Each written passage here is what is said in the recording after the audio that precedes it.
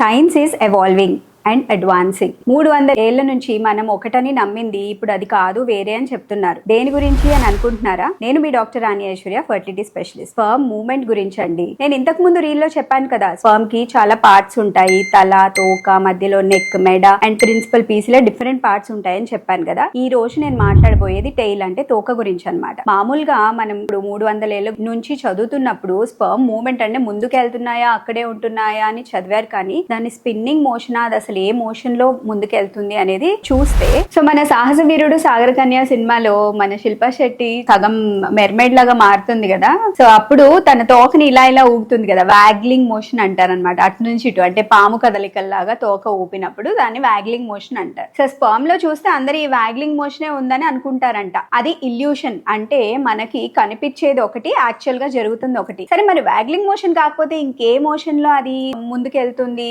Sperm అనేది research చేస్తే మనకి చెప్పింది ఏంటంటే స్క్రూయింగ్ ఆర్ రోలింగ్ మోషన్ అంట. అంటే ఇలా స్క్రూ లాగా తిరుగుతూ ముందుకు వెళ్తుందంట. ఇది మన రీసెంట్ అప్డేట్. 300 ఏళ్ల క్రితం ఒకటి, ఇప్పుడు ఇంకోటి.